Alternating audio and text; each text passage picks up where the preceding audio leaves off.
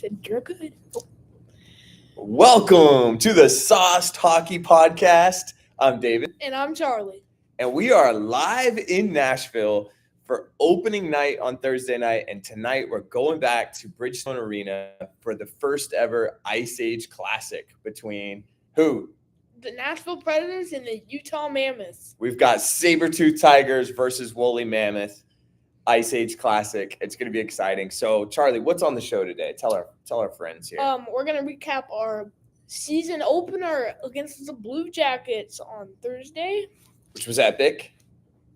And we're going to talk about the Ice Age Classic tonight. And we'll probably do a little roster report check. Yeah, check out the roster. Of our final roster. Which isn't going to have a lot of changes between Thursday night to opening night, which was a win. We are currently undefeated, 1-0. Good start to the year, especially considering that last year it took us 6 games to get our first win. Yes. This week, we get it done first try. So we're going in tonight, see if we can get to 2-0. But let's break down Thursday night's game. Oh, and after we break down the games, of course, we'll take a look around the league and do our featured cards. We'll check in on the young ones making the Predators roster. That's right, because we got our opening night roster. And as we look at this, going into the season, General Manager Barry Trotz already said that there's going to be a couple spaces open for some of our young players to make the lineup. And we just had to go into training camp and see who shines and who comes out and takes that spot. And in training camp, it seemed like all the young players were shining. Like they were all looking really good. So which of our young players made the lineup for Thursday night? Well, Brady Martin, the guy who we just drafted, was centering Forsberg and O'Reilly on line number 1, which is absolutely insane. The first line with Ryan O'Reilly and Philip Forsberg. I mean, imagine being 18 years old. You just got drafted a couple months ago, grew up on a farm, right? Now you're in the NHL. You come to training camp, and they're like, yeah, you know what? You might make the team. And they put you on a line with Philip Forsberg and Conn Smythe Trophy winner Ryan O'Reilly.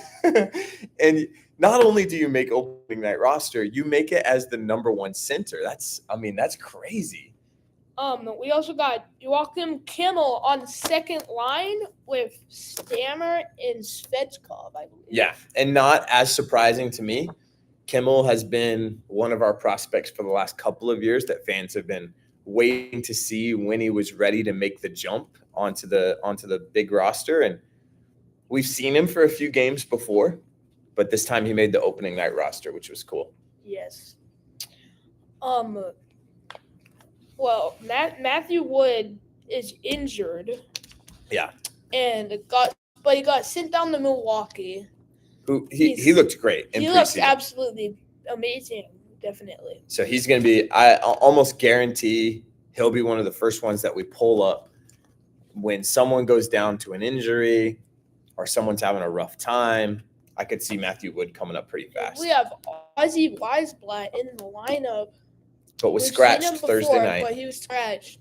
In place of for Tyson Jost. Yes, who we picked up off waivers recently. Which Thursday looked like a great pickup. Yes, for sure. He played on the 4th line with Michael McCarron and Cole Smith. And I love watching our 4th line play. And it doesn't seem to matter who is out there with them. McCarron and Smith they're like always on the line together. And random people seem to fill in that spot. Jost fit in really well with those two, I thought. It seems like every time they're on the ice, we get the puck down into the offensive zone, usually behind the other team's net, and keep it there for 30 seconds to a minute. Other team gets tired. Eventually there's a whistle blow because the goalie covers it or the other team ices it, something like that. And then we send out our first or second line and try to score a goal. Or our third line. Yes, the loud line. The loud line. With Marchessault, Holla, and Bunting. Yeah. These guys, great. Yeah, everybody was talking about them in training camp, and they score the first goal of the 25-26 season for the Nashville Predators. Michael Bunting with the goal in the first period. Nice shot, too. Like, kind of a weird bounce at first. It comes back to him, think he took the initial shot, right? And it was blocked. Maybe came back to him and he just lasered it. And that was nice. And so first period, we take the lead on Thursday night, getting into the game now.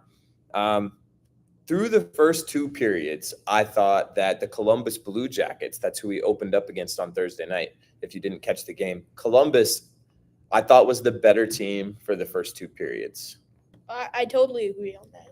Bunting gets the first They were goal. putting pressure on them. Yeah, but then Blue Jackets tie it up and almost take the lead. At the end of the second period, they do get another goal, but it is waved off due to goaltender interference by a challenge. Predators head coach Andrew Brunette dropped the challenge, so props to our video coaches. Our video coaches made the right call. Told them to challenge it, and they did. First star of the game. Yeah, first star of the game. I thought that was the turning point. It was right at the end of the period. We came out. The crowd gets hyped. We come out of that video review. The crowd's all into the game now, and it's still tied 1-1. And then we came back in the third period did we start on the power play? I think. Or did they get a penalty early in the third? I don't remember. Yeah, I don't remember. But we get a power play pretty early on in the third period, and Ryan O'Reilly tucks in this beautiful backhand. Yes. It was amazing for Ryan O'Reilly. He was on the power play. So it was Forsberg, O'Reilly, was Stamkos, was Marchessault on it? I think Marchie was on it, yeah. And then Yossi. Yeah. Yep. And he gets the puck right in front of the net. It was a nice bit of passing to get it to him. And nobody's on him. He's just right in front of the goalie, does some beautiful little puck handling right in front of the goalie to open up a shot for a backhand top shelf over the goalie's shoulder with the backhand, just from probably about this distance from me to Charlie. It was how close he was to the goalie. So really nice goal from O'Reilly. Preds take the lead 2-1. From that point forward, I mean, we just played great, shut them out. Through those first two periods, Columbus was really leading us in shots on net. I want to say at one point they had double the Preds shots. They did. And easy first star of the game goes to our guy, UC Saros. He made about 40 saves that game. Yeah, he had about 40 saves, I think 38, something like that, of 39 shots, and looked really good. The Predators put a lot of emphasis this offseason on their defense. We signed Nick Hague and Nick Perbix, but I think more importantly, Nick Hague didn't play the game. He's injured right now, but he did take morning skate this morning. More important than the additions we made, it sounds like they worked really hard this offseason on changing their defensive structure. They want to focus a lot on trying to clear the front of the net out so that Juicy can always see the pucks. Yeah. Last year, I can't remember. There were so many times where, and I love Nick Blankenburg, but Nick Blankenburg had to take on probably too big of a role last year because Yossi was hurt and the Preds were just struggling. I loved watching him play offense, but on defense, I thought there were so many times he got pushed all the way back on top of our goalie, and there were a lot of instances like that where our defense just wasn't helping Saros. He couldn't see the pucks, and we let in so many goals last year. And I don't, Saros gets a lot of the blame because he's the goalie, and I think you have to put a lot more of it in situations like that on the defense. And I think still some room for improvement, but Thursday night, the Predators did a great job letting Saros see the pucks. There weren't many instances where he was screened and was like scrambling for the puck. Although the one goal they did get was kind of like that. It was kind of messy in front of the crease. There was some kind of weird bounce and he couldn't find it and they tuck it in. And the second goal was like that too, but there was goaltender interference. So that one got waved off. So if that continues, we're going to see a lot of Predators games that look like classic Nashville Predators. Yes. For how long? The Preds fans that have been watching since the team started in 1998. That's when I started watching. I was a kid. That's right when my family moved to Tennessee. It was kind of perfect timing. For how long were the Predators a trio of defensemen you had and a goalie, right? You had Weber, Suter, and Pekka Rinne just holding down the fort, not letting other teams score and winning 2-1 games. Right? I wish I remembered that. Yeah, Charlie wasn't around for that time, but it was an epic time, right? And then for a long time it was Weber and Yossi and Pekka, right? And we got rid of Weber, and our defense was still good when we had Yossi and Ekholm and Ellis and Subban and Pekka. And then Pekka retires, but you have this young kid, also Finnish goalie, UC Saros, taking over as number one goalie, who's only 5'11". So even more important, Pekka was 6'4". You have a 5'11" goaltender now. You have to get your big D man helping him out, clearing the way for him to see. If he can see the puck, he might be the best goalie in the league. He's so good. He's so fast. That's definitely what he was looking like last night. He So looked good. so good. I loved watching him. And I hope we see some more of that tonight. Me too. Yeah, we'll be paying attention. So as we move on from opening night, so that's it. 2-1 game. Stars went to Saros, first star, second star, Ryan O'Reilly with the beauty backhand, third star, Michael Bunting with the opening goal. Rest of the game, noteworthy stuff. I mean, Brady Martin, makes the start. Had a couple of good plays, but there were some times I thought he looked a little bit lost out there. There were sometimes they were putting Stamkos instead of Martin out. Every now and then they throw Stamkos on the line and let Martin rest, and I think it's good. He's 18. You can't expect him to jump into the NHL and be, a superstar already. But he did fine. He did say after the game there was one scramble in front of the Columbus net where people are pushing and shoving and hitting, and he gets kind of like checked in the head a little bit. He said after, he's like, I could feel that those guys are all way stronger than me. I got to hit the gym, which makes sense. He's now he's going against grown men. He's used to fighting other kids, right? So, or not fighting, but playing against other kids, right? So, who else? Any other noteworthies from opening night? Out of the young ones, Kimmel looks pretty good last night. I thought so too. I thought Kimmel looked more Martin. comfortable, which brings us to tonight's roster. The only change is Kimmel is sitting out. Second line will be filled in by Luke Evangelista, which I'm excited for. It's hard to say. I think I rather would have seen Evangelista take Brady Martin's spot, but I'm wondering if they're only playing Brady Martin for these first 9 games, and then maybe they're going to send him back down. You can do that and it won't count against as the first year of his contract. Yes. So maybe that's the goal, is just give him those 9 games and then get him out, in which case, Kimmel and Evangelista can stay. But right now, Kimmel and Evangelista have been taking turns, which Evangelista wasn't here for much of training camp. Yeah, because at the end of training camp, we signed a 2-year, $3 million contract, $3 million a year with Evangelista. Yeah. Finally. That was the last couple of days of and it was such a standard contract. I don't know why it took all of the offseason and then training camp to figure out that deal. I guess just Barry Trotz didn't want to give him a big contract for term or money, and it's came out just a week or two ago that he was offered, maybe the first offer was only $1 million per year. And Evangelista probably thought he was worth a lot more than that. So I'm guessing that's what took so long. But positive, it's only a 2-year deal. I feel like Evangelista has going to have a little bit of a chip on his shoulder. I got to prove to them, A, that I'm worth $3 million and more, and B, that they need to sign me again.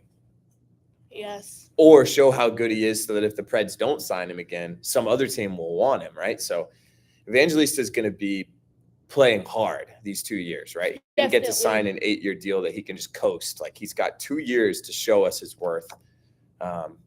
So that'll be exciting to see. I think he's going to come out hard tonight to try to show the team, hey, don't sit me out again. I'm on this roster every night, right? Yeah. Which we'll see. We'll see how that plays out. But Kimmel did look good on Thursday night. He didn't score anything, but he had a couple of shots. His shot is so noteworthy. You can hear when he shoots the puck, you're like, oh, that was a Kimmel shot. It's really hard, really fast. So that's gonna be really fun to watch. I hope Kimmel has a great season. Yeah. So, Ice Age Classic tonight. Utah Mammoth versus Nashville Predators. Nashville Predators are 1-0.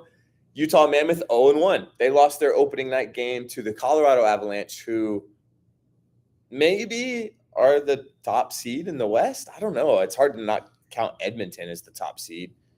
But I think Colorado, when I look at that team with Nathan McKinnon and Cale Makar, I'm more scared of that team than any other team in the West, than except for maybe the Oilers because of Connor McDavid That's what and Leon Draisaitl. is doing as good as he did last year. Yeah, Martin Etcha started out already. What does he have?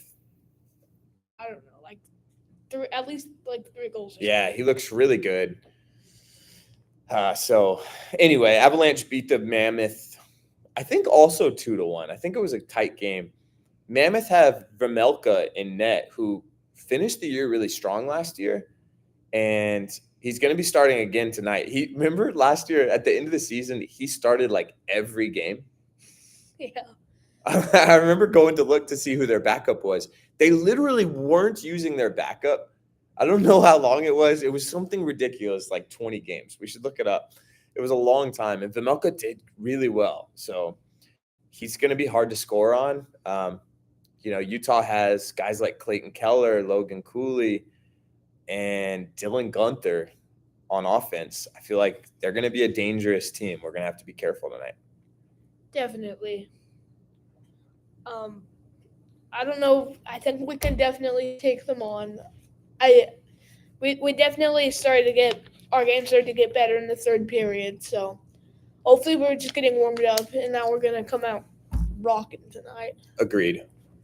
And I think when you compare the two teams, Utah and Nashville, I feel like we're kind of similar. Everyone projects us to kind of finish similar standings. I think a lot of people are picking Utah to be a wild card team.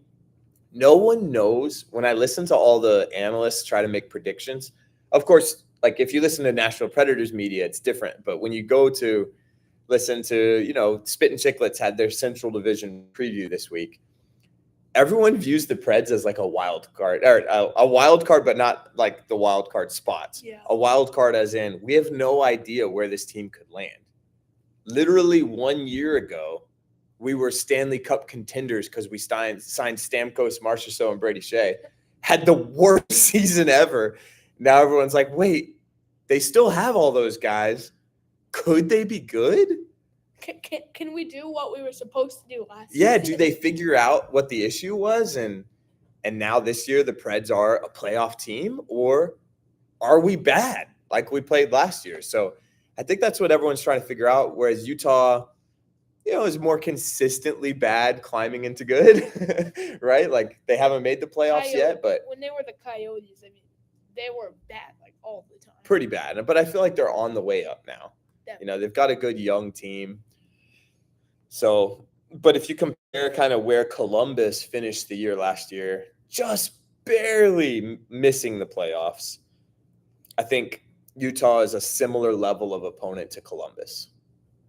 So maybe we should expect a similar type of game that we had on Thursday night. I hope the Preds pick up where they left off in the third period and come into the game tonight playing like that, because they looked really good in the third period. Definitely. First two period, a little bit on their heels. Ryan O'Reilly said that. So hopefully they can find the game a little bit faster tonight. Yeah. Okay. Predictions for tonight. What do you got? I've got Phil Forsberg. Me too. We're both wearing our Forsberg jerseys tonight. Let's go. He did get an assist, by the way. Got an assist in the power play goal in Thursday night's game from Yossi to Forsberg to O'Reilly, or Forsberg to Yossi to O'Reilly. That puts Forsberg. Forsberg has now gotten a point in 10 straight season openers. Wow. Only 5 people ever have done that in the NHL. Let's go, Forsberg. I don't remember who they all are, but only 5 people ever have done that in the NHL. So that's really cool stat. Thought in honor of that, I would wear my Forsberg reverse retro jersey. And I like this. That looks perfect for the Ice Age. Yeah, it's got this up here. Of course, you got the Pred head. What's on this side? Anything? Nothing. Nothing. Just Got the Forsberg. And of course, he's got his Stadium Series jersey on, which we did get to That's go to. We're so lucky. We got to go to both of the Nashville Predators outdoor games, the Stadium Classic and the Winter Classic, or Stadium Series and the Winter Classic, which were really close together. Were they one season apart? The Winter Classic was January 1st, 2020. And then Stadium Series was, I believe, like February of 2022. 2022. Okay, so 2 seasons apart. Oh, yeah, there was COVID in the middle of all that. So, okay, well, let's take a look around the league. Let's see what's going on around the rest of the NHL. We'll see if The we NHL can successfully share our screen this time. The NHL has definitely been very entertaining so far. Absolutely. All of the games have been awesome to watch. I love that hockey is back. All right, so we'll go to, I guess let's just go to NHL.com here.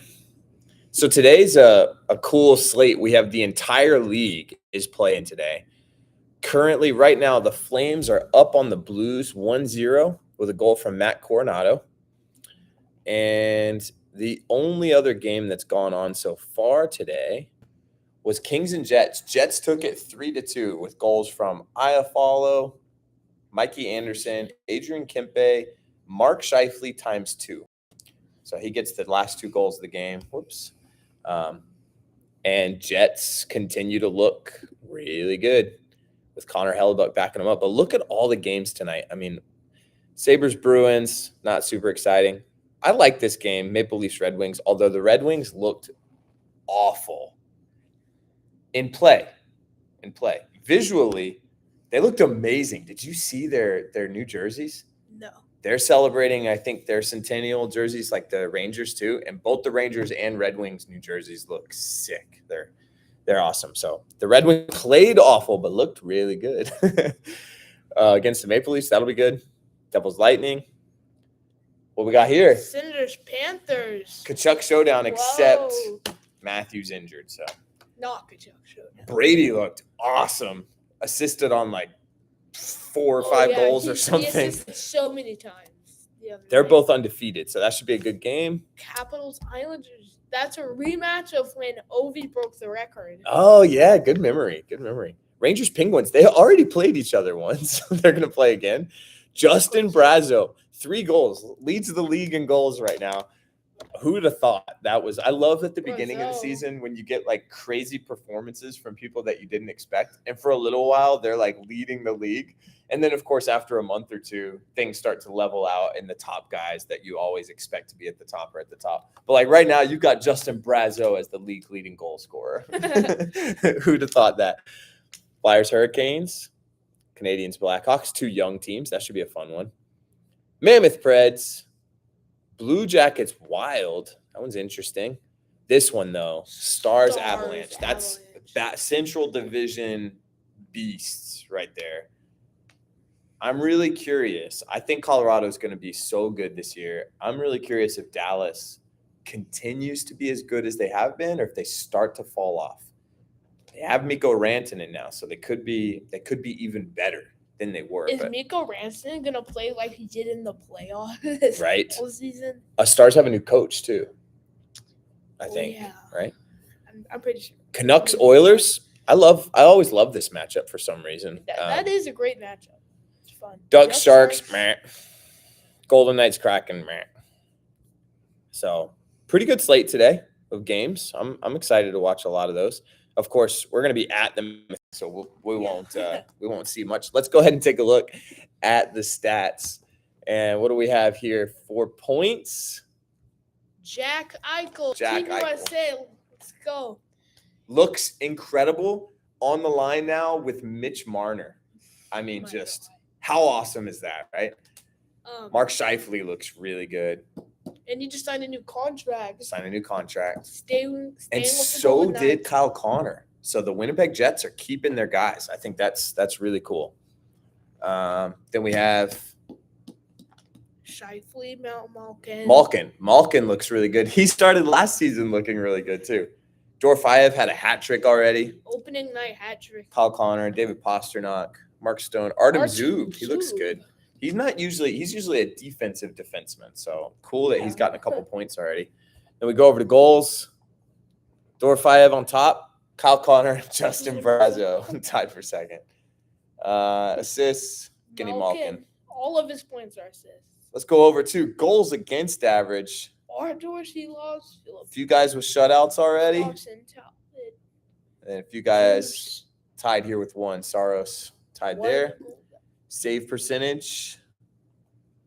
A few guys with their only game was a shutout. But then below that, Shesterkin and Juice. 974. Silovs, who Preds fans will remember, was the third string goalie for the Vancouver Canucks that beat us in the playoffs 2 years ago. Absolutely robbed us. Robbed us. We got goalied in that series big time, which we're used to goalieing people, so it was frustrating to watch. Go down to defensemen. Artem Zub on top. That's interesting. Cale Makar, Luke Hughes. I'll be curious if Luke Hughes takes a step forward. Does he ever get as good as Quinn? I don't know. Quinn is so good. Quinn is so good. So far, he hasn't shown that level of play. But there have been some amazing plays from Luke Hughes before. True. And the rookie showdown, Oliver Kapanen, not the Canadian you expected to see on top, which is this guy, Ivan Demidov. So we'll see if he can jump in and steal it. Okay. That's it around the league. Not a lot to look at yet. I mean, we could look at standings, but it's just like not much of a point, except seeing that the Predators are undefeated. Let's go. Let's go. Okay. Are we ready for our featured cards of the day? Yes. Dun, dun, dun, dun. You want to go first? Sure. Now, we didn't have our whole card collection here in Nashville. We forgot to bring a bunch of feature cards, but we had some.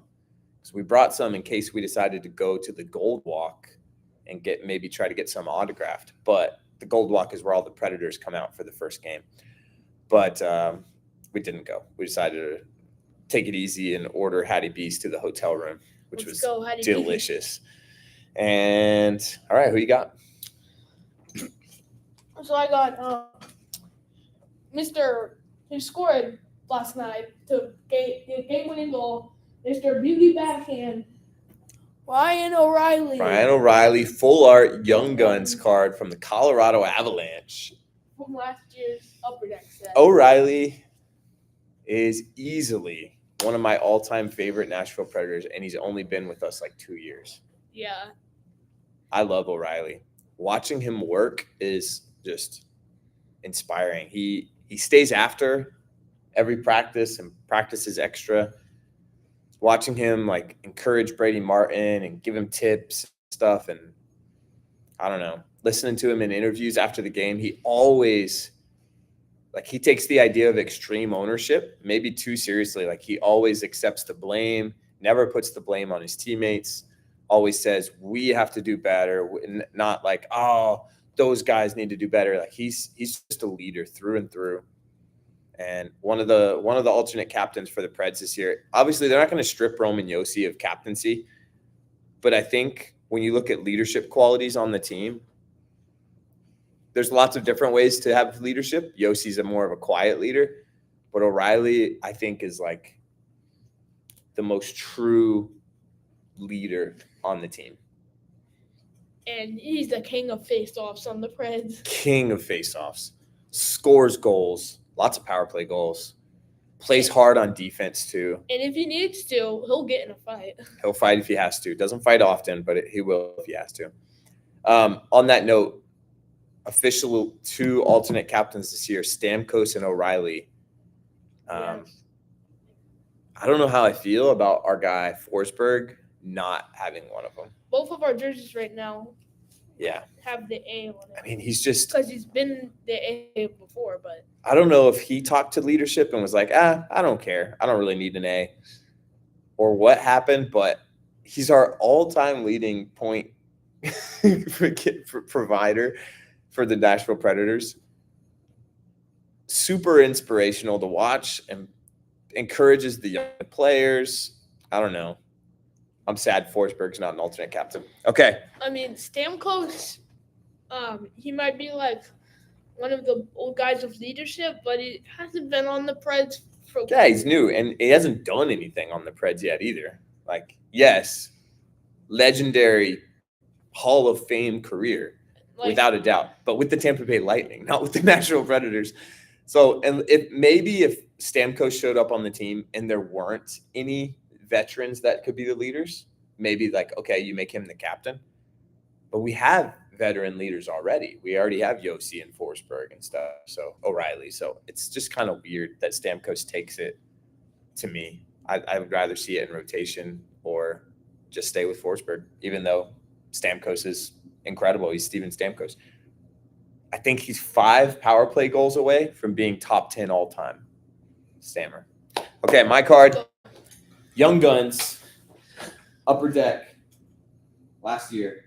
Fedor Svechkov. Let's go. Good spot. Yeah, good quality. It's Good just quality. it's so gray and white. You can't. Really He is easily one of the most fun to watch on the team right now, and one of the most fun to listen to. He's got the best post-game interviews. The Preds just did a mic'd up feature on him from training camp, and it was so funny. Like, the stuff he says all day is just hilarious. He's got a new buzz cut, looks like a baby. Yeah, Fedor Svechkov. I hope he has an incredible year and really shows that he can beat a second line center. And I hope that if Stammer doesn't start scoring, Brunette doesn't just pull the plug and take Svechkov off of second line like he did to Tommy Novak last year. How long did Tommy Novak get to be the second line center for Stamkos? 5 minutes. Yeah. And then they were like, no, that doesn't work. And then that was it. And we basically never figured out our second line center the rest of the season. Bruno, you have to give them time. So I hope it gives. Stamkos is new to the team. Yeah. You got to give them time to make chemistry. Yeah, get them time to develop. Time to get some chemistry going, and we'll see if it happens. Is that it for today's episode? I think so. Live from Nashville, here at the Embassy Suites, Nashville Airport. Thank you for their hospitality, letting us use the conference room. It was great. We needed a little spot we could set up. We're so excited after Game 1 Thursday night. So excited for Game 2 tonight. So cool that we got to go to both of the first 2 games of the season. And we will see you guys for the next episode, I guess sometime midweek. Predators' next game after tonight will be Monday, which is Columbus Day. It's a middle of the day game. I think noon Central Time drop, 1 o'clock Eastern Time. So that's a weird start time for the Nashville Predators on Monday. Yeah, they start their Canadian road trip. They've got a back-to-back Monday afternoon, Tuesday night game. So 1 p.m. Monday game is crazy. Yeah, it's weird. Yeah, it's a strange time. Okay, well, guys, you do all the things. Like the video, subscribe. We're just getting this podcast going. We need help. We need you guys to, if you stumble across our videos, share them with some friends, share them with other Predators fans and other fans around the league too. Obviously, we focus a little more on our team, on Nashville, but we love skipping around the league. We pay attention to all of the games. Yeah. So if you're a hockey fan, give us a follow and check out some of our other videos. Charlie's been doing some editing on the channel, put out some clips from our more recent episodes. If you don't want to watch a whole live episode, you can watch some of the shorts and some of the clips he's put up. Anything else? Stay saucy. Stay saucy. Bye, everybody.